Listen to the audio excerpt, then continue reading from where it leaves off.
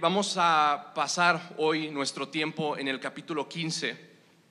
La semana pasada cubrimos la parte más conocida del libro de Éxodo, la liberación física del pueblo de Israel, del pueblo de Egipto.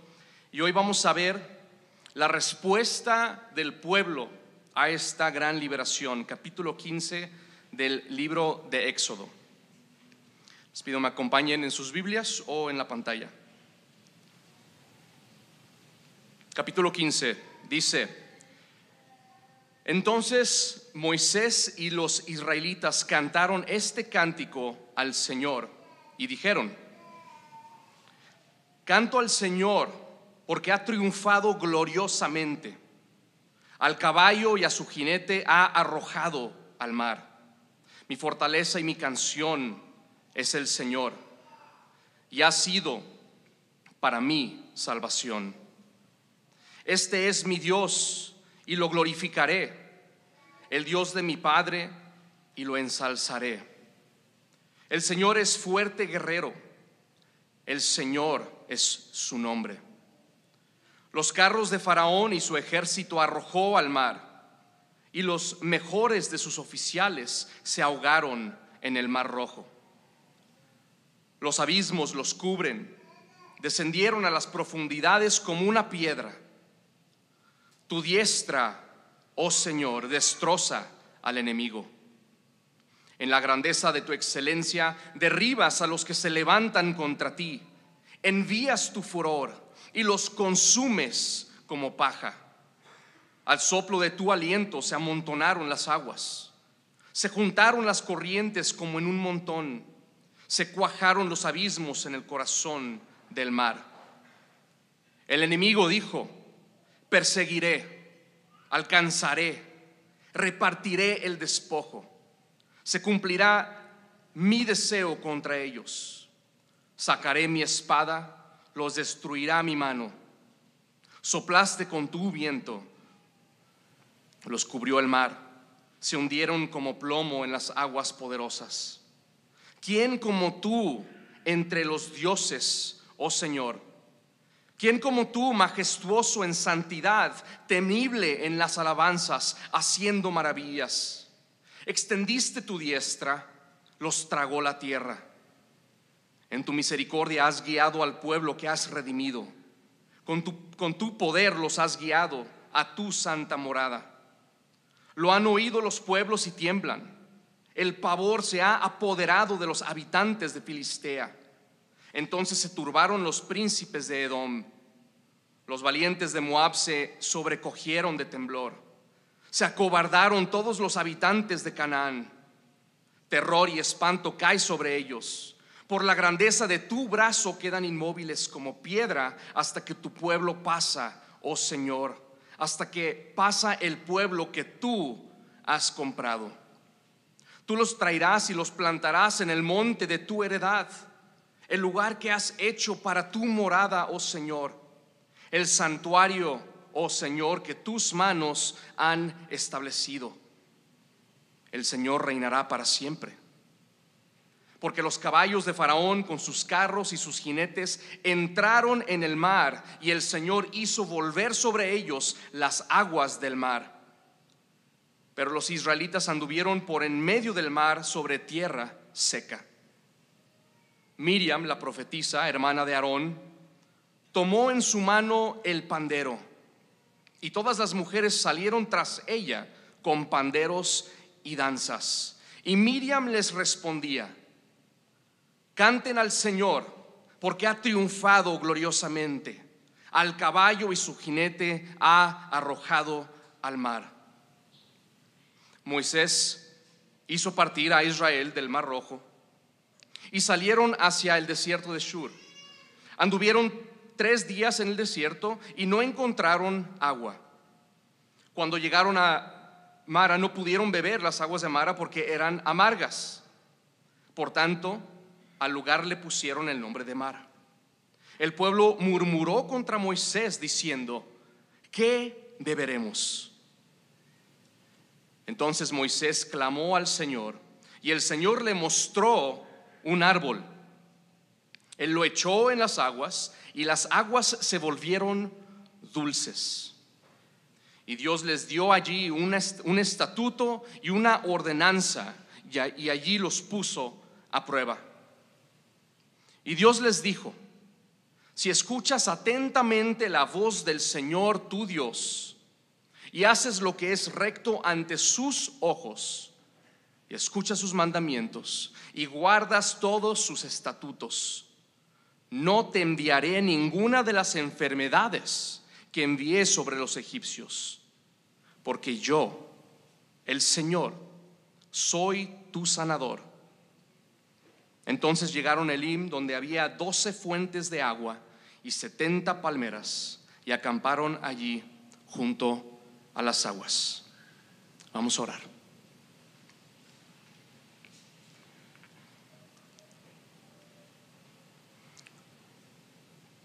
Dios nuestro, te pedimos que tú obres hoy a través de tu palabra, tu Espíritu Santo. Te damos gracias porque sabemos que tu palabra es un instrumento, no nada más para confrontarnos, sino para transformarnos y llenarnos de esperanza. Yo te pido que tú hoy obres en nuestras vidas, en tu iglesia, que podamos ser conformados a la imagen de tu Hijo, para tu gloria y el bien de este mundo. Amén.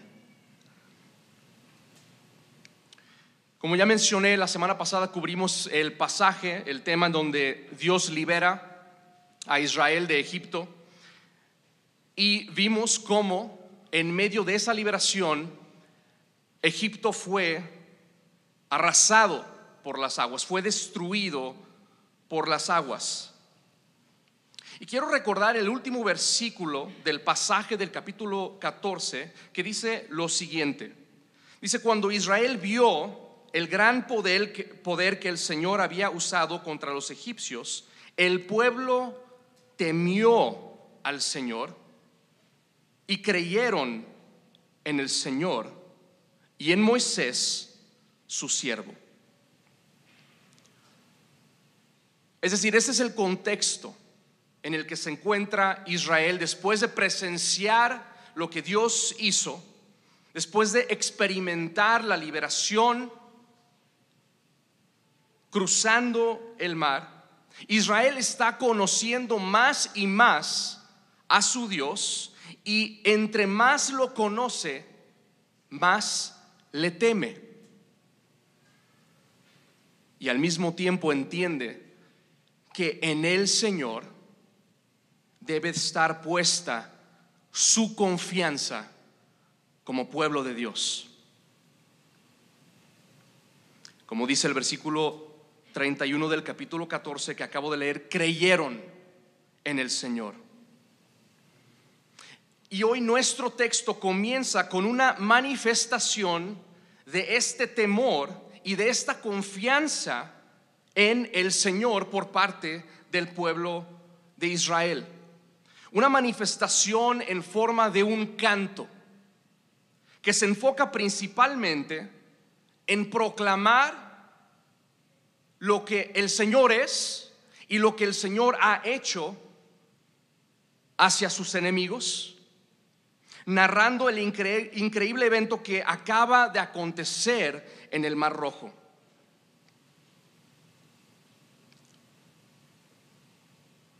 Israel está conociendo más y más a Dios. Y recordamos que el objetivo, lo que hemos venido hablando, diciendo a lo largo de esta serie, es que el principal propósito de Dios no era meramente la liberación de Israel, sacarlos de Egipto y se acabó, sino que verdaderamente Él quiere que le conozcan.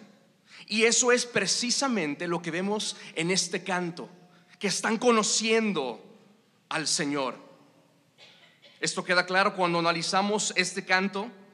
Vemos en el versículo 3, Dios, hablando del Señor, dice: un fuerte guerrero.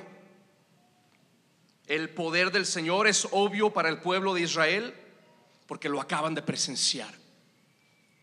No hay duda para ellos de que el Señor es el único Señor omnipotente, todopoderoso. Versículo 6: tu diestra, oh Señor, es majestuosa en poder. Tu diestra, oh Señor, destroza al enemigo. Vemos cómo ahora aparentemente Israel entiende que solamente hay un Señor. Versículo 11: ¿quién como tú entre los dioses, oh Señor? Israel ha experimentado la misericordia de Dios. Versículo 13: en tu misericordia has guiado al pueblo que has redimido. Con tu poder los has guiado a tu santa morada. Israel entiende que Dios es rey. Versículo 18: el Señor reinará para siempre. Y por todas estas verdades que han ido presenciando y conociendo acerca de Dios, por este conocimiento que tiene Israel acerca del Señor, Israel canta y celebra. Los vemos cantando, incluso danzando.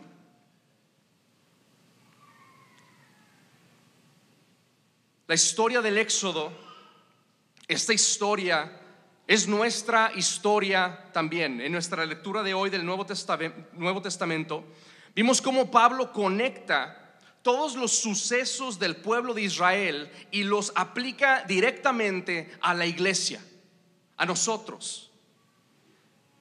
Dice Pablo en el versículo 6 de 1 Corintios 10: mas estas cosas sucedieron como ejemplos para nosotros. Es decir, la historia del Éxodo es también la historia de la iglesia.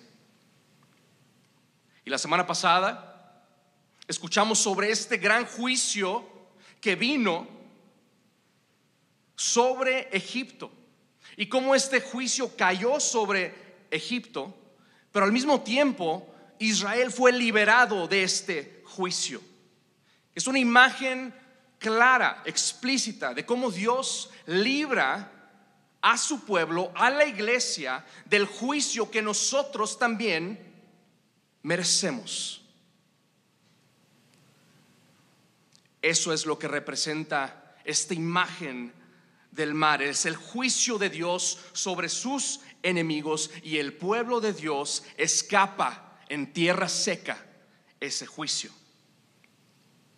Versículo 19: porque los caballos de Faraón con sus carros y sus jinetes entraron en el mar, y el Señor hizo volver sobre ellos las aguas del mar, pero los israelitas anduvieron por en medio del mar sobre tierra seca. Esta palabra pero marca la distinción entre el pueblo de Egipto y el pueblo de Israel. Israel, el pueblo de Dios, en contraste con Egipto, escapa a las aguas del juicio de Dios. Y nosotros, si somos verdaderamente el pueblo de Dios, también hemos sido librados de esas aguas, de ese juicio que merecemos por nuestro pecado. Nada más que esas aguas que merecemos nosotros no cayeron sobre Egipto, cayeron sobre Cristo. Y es por esto que tú y yo venimos cada semana a celebrar, a cantar, a festejar lo que Dios ha hecho. La adoración y la alabanza, el culto que nosotros llevamos a cabo en nuestras vidas es la respuesta adecuada a lo que el Señor ha hecho en nuestras vidas. Cuando tú y yo volteamos hacia atrás y vemos ese mar de las aguas de la justicia de Dios derramándose no sobre Egipto, sino sobre el Hijo de Dios, sobre Cristo nuestro Redentor, no debería de quedar más que un deseo de adorarle y exaltar su nombre. Cuando volteamos a ver este evento de juicio en el que Cristo fue hecho pecado, fue tratado como pecado, y nosotros escapamos esas aguas siendo declarados justos, caminando por tierra seca, sin experimentar una sola gota de la ira de Dios, nuestra justificación produce alabanza. Y eso es lo que nosotros hacemos como un cuerpo: alabar a Dios por la gran liberación que nos ha dado en Cristo.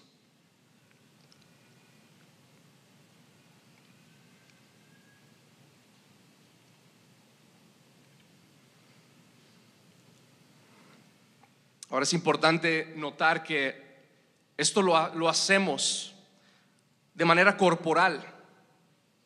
Dios no nos salva aunque somos individuos, Dios nos salva como un pueblo, como un cuerpo. Y es por eso que la iglesia se reúne, se congrega. La iglesia es una asamblea conformada por individuos.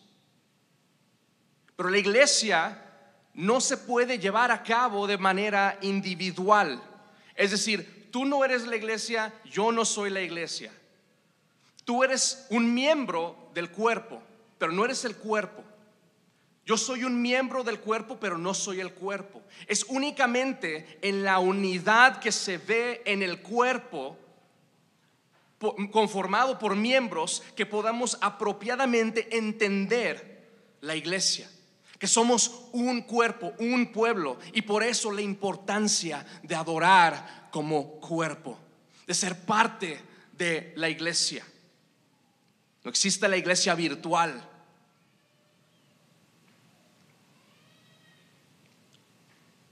Y así como el cuerpo se aprecia como cuerpo cuando todos los miembros están unidos, la iglesia se aprecia cuando todos los miembros estamos unidos también. Y esto es porque Dios ha liberado y ha comprado un pueblo.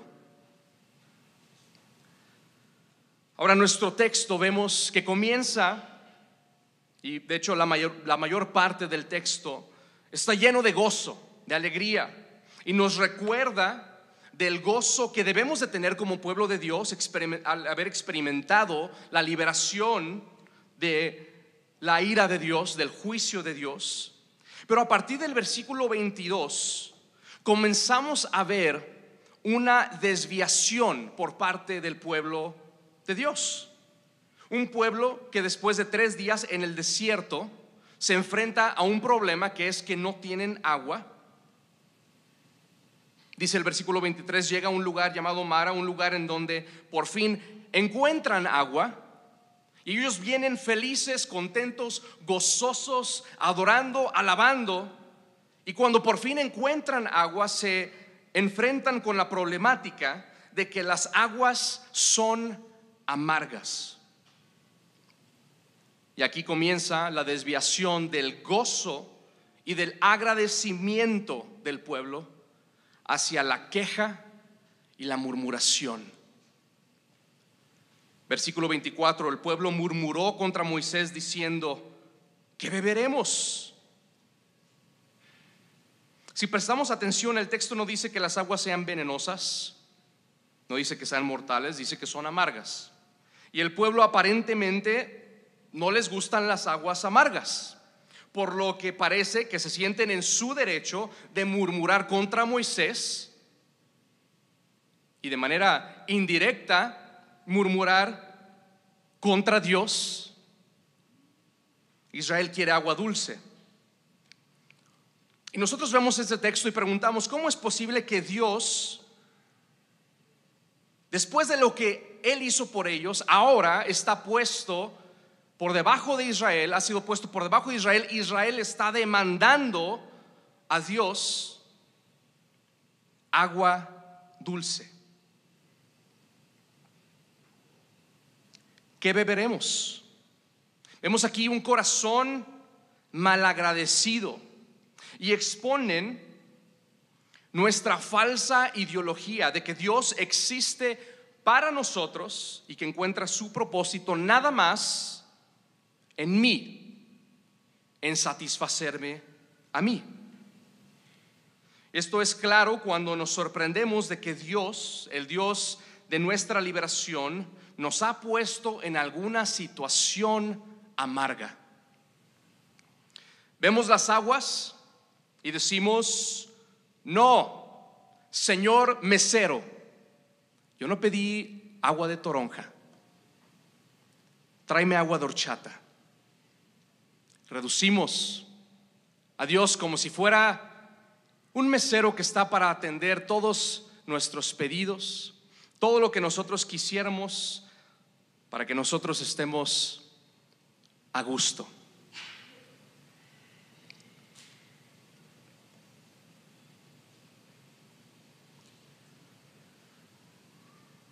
Cuando nosotros hacemos esto, cuando nosotros rechazamos lo que Dios pone delante de nosotros, lo que Dios pone en nuestra mesa, estamos desviándonos del gozo y del agradecimiento y estamos caminando hacia la murmuración y la amargura. Nos hemos desviado de la respuesta apropiada a la liberación de nuestro pecado. Olvidamos lo que Dios ya ha hecho por nosotros y decimos: es que esto no es suficiente, yo quiero más, necesito más. No me basta la liberación de Egipto, de mi pecado. No me basta el haber sido librado de las aguas de tu justo juicio. No me basta ver a Cristo entregado por mí, tratado como tu enemigo. Quiero más. Y ahora, en cierto sentido, esta necesidad que creemos tener es real. Necesitamos más, porque la liberación de Israel todavía no ha terminado. Y por eso Moisés, a pesar de la murmuración injusta, a pesar de la murmuración pecaminosa del pueblo de Israel, Moisés acude al Señor. Versículo 25. Entonces Moisés clamó al Señor y el Señor le mostró un árbol. Él lo echó en las aguas y las aguas se volvieron dulces. Vemos aquí como Dios, en su misericordia, aparentemente atiende el problema de Israel, cambiando las aguas amargas en aguas dulces. Pero el texto continúa. Y la razón por la que el texto continúa, es decir, que no termina ahí, es porque el problema de Israel, el problema verdadero, no ha terminado ahí. Porque el problema más grande no es meramente el simple sabor del agua. El pueblo que ha sido librado de Egipto, ahora, esperando la tierra prometida, esperando todavía llegar a ese lugar, ahora necesita instrucción. Necesita ser instruido para saber cómo habitar este lugar al cual van a llegar. En el versículo 25 que acabamos de leer, dice que el Señor le mostró un árbol. Pero esta palabra mostrar en el idioma original viene del verbo instruir. Y es interesante que está mostrándole un árbol, pero la palabra que se utiliza es como si dijera: le instruyó un árbol. E inmediatamente después de que las aguas son endulzadas, el mismo versículo 25 continúa diciendo: Dios les dio allí un estatuto y una ordenanza, y allí los puso a prueba. Y Dios les dijo: si escuchas atentamente la voz del Señor tu Dios y haces lo que es recto ante sus ojos y escuchas sus mandamientos y guardas todos sus estatutos, no te enviaré ninguna de las enfermedades que envié sobre los egipcios, porque yo, el Señor, soy tu sanador. La obra de Dios continúa en el pueblo de Israel. La liberación de Egipto nada más era el comienzo de lo que Dios llevaría a cabo con Israel. Dios mismo dejó claro cuando Él hablaba de la liberación, hablándole al faraón, Él decía: deja ir a mi pueblo para que me adoren. Y este pueblo no sabe adorar a su Dios y por lo tanto necesita la instrucción de Dios para que puedan adorarlo.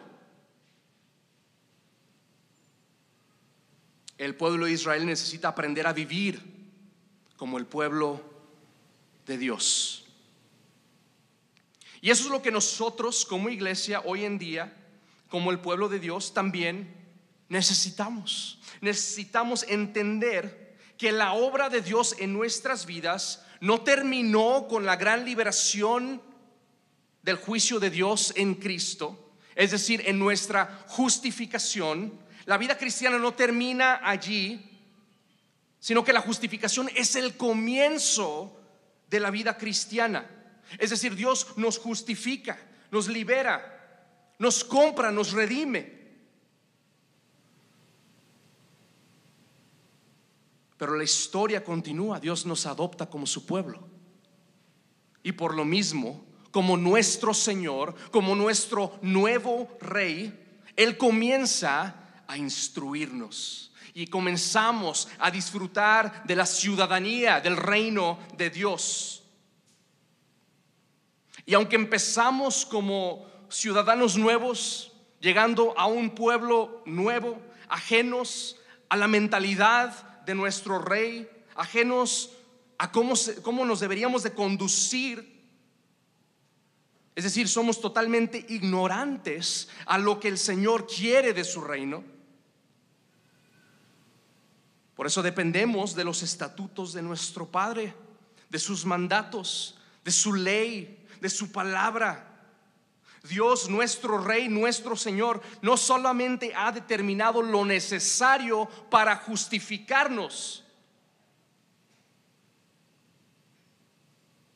Es decir, el Evangelio no se trata nada más de tu justificación y de tu perdón de tus pecados, sino es un asunto de adopción que lleva a una vida de santificación, de progreso, de cada vez más morir a tu pecado, a nuestro pecado, para poder caminar de acuerdo a la palabra de Dios, de acuerdo a sus estatutos, y gozarnos de lo que se experimenta cuando caminamos en obediencia a nuestro Rey.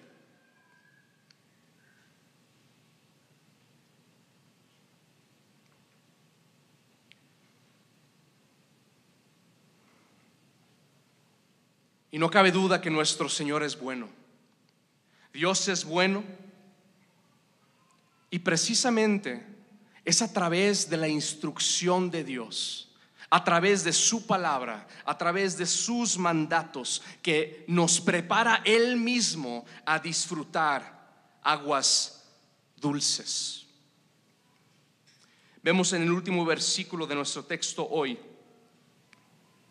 Versículo 27 dice: entonces llegaron a Elim, donde había 12 fuentes de agua y 70 palmeras, y acamparon allí junto a las aguas. Es increíble que el pueblo de Israel iba camino a un lugar donde había 12 fuentes de agua. Es decir, eso era parte del plan de Dios, que llegaran a ese lugar. Esto antes de que el pueblo comenzara a murmurar contra él. Y esto apunta a que nuestro Dios no es un Dios codo. No es un Dios que no quiere que tú y yo nos gocemos, que encontremos gozo y alegría. Su ley, su palabra no es para restringirnos, es para darnos.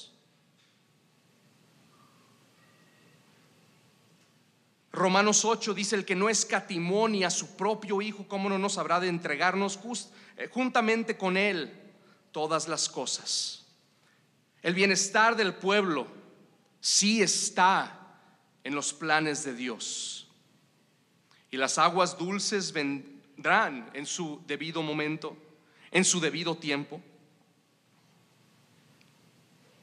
Y podríamos preguntarnos si el bien del pueblo, si el bienestar de Israel ya está en la mente de Dios, ya estaba en la mente de Dios, ¿para qué la desviación? ¿Para qué las aguas amargas primero?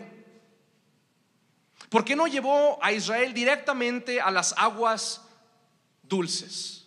¿O por qué si eran amargas, por qué no las hizo dulces preparando las aguas para la llegada del pueblo? Si Dios es tan bueno y tiene planes buenos para mí, que en efecto así es, Romanos 8 también dice que Dios obra todas las cosas para el bien de quienes lo aman. Amén.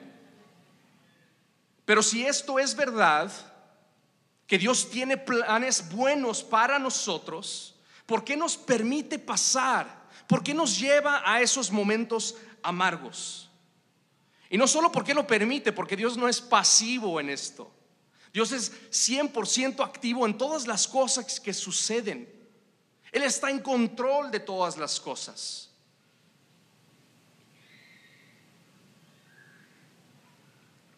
Quiero proponer que nosotros, la iglesia, el pueblo de Dios, no estamos listos para entrar a ese lugar que tanto anhelamos. El Señor nos continúa preparando, sigue trabajando en nosotros para que el día en que lleguemos a ese lugar que anhelamos, donde están esas 12 fuentes de agua, podamos gozarnos de una manera completa. Y para nuestra preparación, primero Dios pone delante de nosotros aguas amargas. Israel apenas está comenzando a ser probado. Si apenas ahora comenzó la prueba, lo que viene después es mucho mayor. El viaje a la tierra prometida será un viaje duro y difícil, lleno de más amargura. Pero estas pruebas amargas producen en el pueblo de Dios, en cada uno de nosotros como hijos e hijas del pueblo de Dios, estas producen en nosotros el ser conformados a la imagen de Cristo. Y eso es la santificación, que nos haga más y más como Cristo. ¿Ustedes se imaginan llegar a un lugar en donde cada individuo sea como Cristo? En donde tú seas como Cristo, en donde yo sea como Cristo. Todavía no estamos listos. El Señor sigue preparando ese lugar, trabajando en cada uno de nosotros, haciéndonos más y más como Cristo, como nuestro Rey, para que ese reino brille de manera plena y completa. Entonces Dios nos pone en situaciones amargas para revelarnos nuestro pecado, para revelarnos nuestras deficiencias y después trabajar en ellas.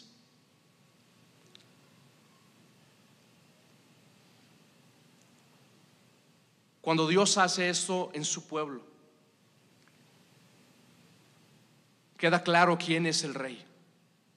Cuando nosotros brillamos, cuando el reino de Dios brilla apropiadamente, podemos apuntar al Rey, podemos apuntar a Cristo, el que está entronado y que gobierna sobre nosotros. Y por eso, incluso los asuntos amargos son importantes y necesarios para nuestras vidas. Al preparar este mensaje, estudiando y compartiendo un poco con mi esposa sobre lo que el Señor venía trabajando también en mí, lo que me iba revelando, Dafne me recordó de algunos momentos amargos que nosotros pasamos hace algunos años, casi a los 2 años de nuestro matrimonio. Dafne quedó embarazada. Y como debe ser en cualquier embarazo, festejamos. Marcas a tus familiares, a tus amistades y comienzas a gozarte del gran momento, en la espera de que en 9 meses más habrá entre nosotros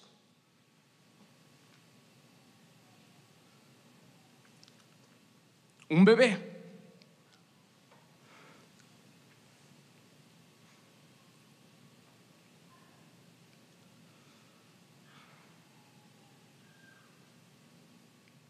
comenzamos a planear y a soñar, disfrutando y gozándonos del momento. Pero el Señor nos quitó a ese bebé. Dafne sufrió un aborto natural y fue un momento duro, pero necesario. Para el Señor no hay accidentes, no suceden cosas que no deberían de suceder. Y durante este tiempo amargo, Dios nos mostró a nosotros la amargura de nuestro corazón. Dafne y yo murmuramos. Recuerdo que yo pensaba lo injusto que era Dios. ¿Cómo puede ser que tantos amigos paganos míos se embaracen y nazcan sus bebés? ¿Qué no nos ves a nosotros, una familia piadosa, que sí merece este bebé, y nos lo quitas? Dafne se hacía preguntas similares y ahí pudimos ver nuestro corazón jactancioso, un corazón desconectado de la dependencia total de Dios.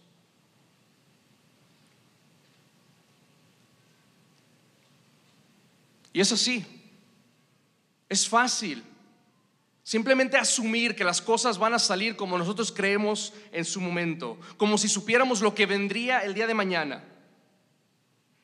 Pero el Señor nos mostró que solamente Él sabía lo que vendría mañana. A los pocos meses Dafne volvió a quedar embarazada, pero nosotros, al revés, no respondimos con gozo, respondimos con miedo y con amargura. Yo pensaba, Dios, ¿es una burla? Nos acabas de quitar uno, ¿qué vas a hacer? ¿Me vas a quitar el segundo también? ¿Estás jugando con nuestra familia? Y por esta amargura nosotros no le dijimos a mucha gente, porque no queríamos pasar la incomodidad de que el Señor seguramente nos iba a quitar este segundo bebé. Y volvimos a caer, aunque del lado opuesto del espectro, caímos en no confiar en el Señor, creyendo que sabíamos lo que iba a hacer, murmurando contra Él. Así que el trago amargo fue necesario de nuevo. Perdimos un segundo bebé y Dios nos mostró nuestro pecado.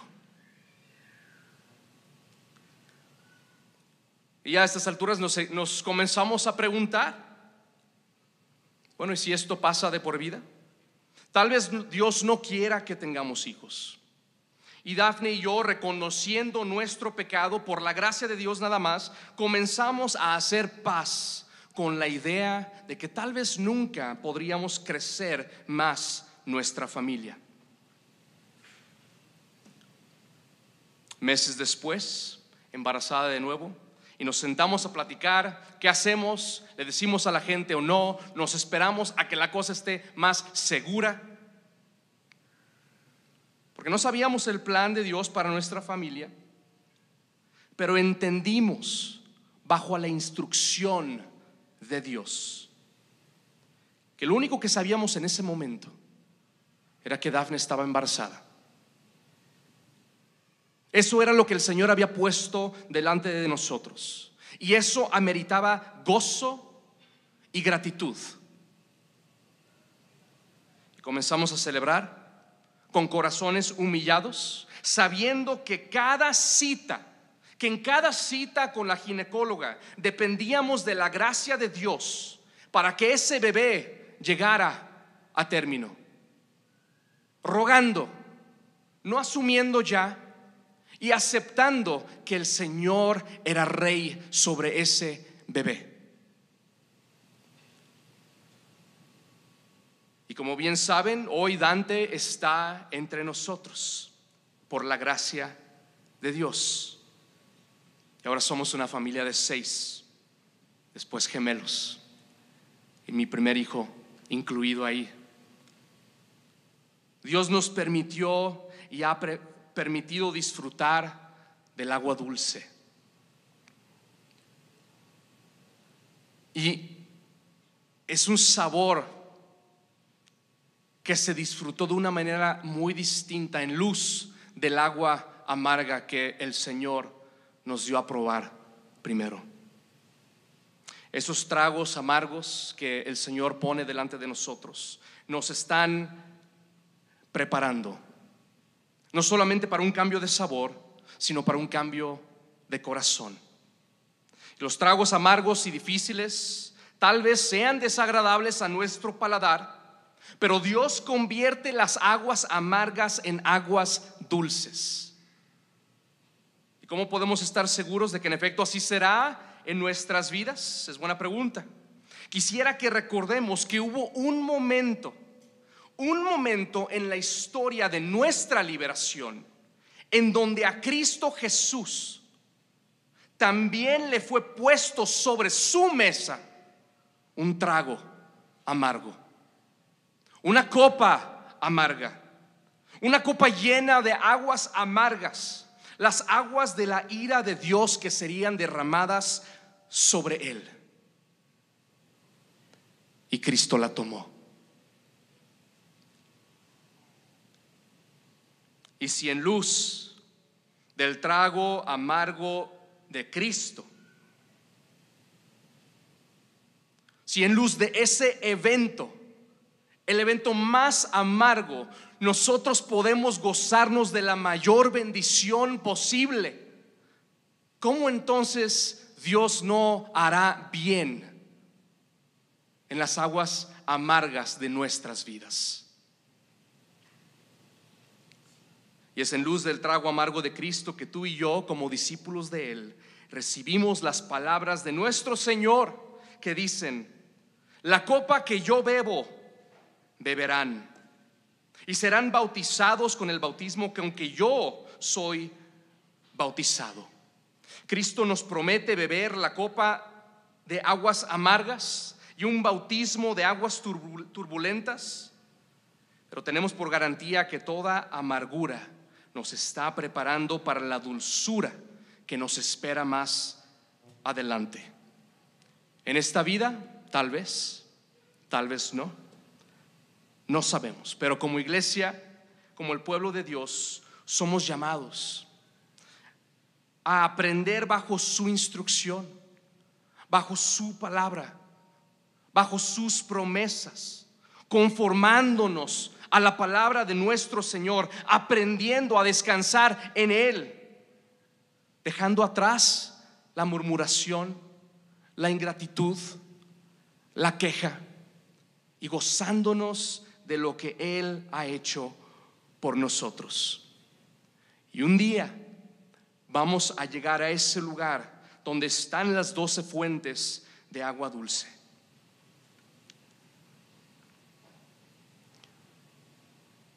Para cerrar, quiero leer 1 Corintios 10, 6 al 11, que es una exhortación apropiada para nosotros como la iglesia de Cristo. Estas cosas sucedieron como ejemplo para nosotros, a fin de que no codiciemos lo malo como ellos lo codiciaron. No sean pues idólatras, como fueron algunos de ellos, según está escrito: el pueblo se sentó a comer y a beber y se levantó a jugar. Ni forniquemos, como algunos de ellos fornicaron y en un día cayeron 23,000. Ni provoquemos al Señor, como algunos de ellos lo provocaron y fueron destruidos por las serpientes. Ni murmuren, como algunos de ellos murmuraron y fueron destruidos por el destructor. Estas cosas les sucedieron como ejemplo y fueron escritas como enseñanza para nosotros, para quienes ha llegado el fin de los siglos. Por tanto, el que cree que está firme, tenga cuidado no sea que caiga. No les ha sobrevenido ninguna tentación que no sea común a los hombres. Fiel es Dios, que no permitirá que ustedes sean tentados más allá de lo que pueden soportar, sino que con la tentación proveerá también la vía de escape, a fin de que puedan resistirla. Vamos a orar.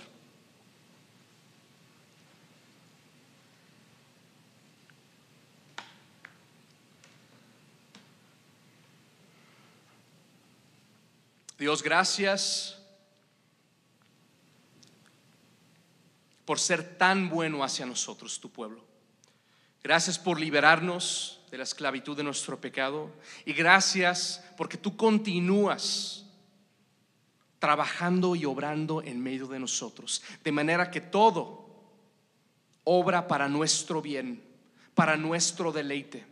Ayúdanos a descansar en esta promesa. Ayúdanos a aceptar lo que tú tienes para nosotros hoy. Que podamos aprender a confiar en ti, en tu fidelidad. Que no haya nada que se atraviese en nuestro camino y que nos aleje de ti, sino que cada cosa, Padre, que tú pongas en nuestras vidas nos ayude a conocerte más, que podamos gozarnos más de quién tú eres y de las hermosas promesas que tenemos escritas en Cristo Jesús. Obra en nosotros, en tu iglesia Cristo Redentor, que podamos ser ese pueblo que se deja instruir y que se goza en cómo nos instruyes, a pesar de lo amargo que pueda ser. Te bendecimos y te damos gracias en el nombre de Cristo. Amén.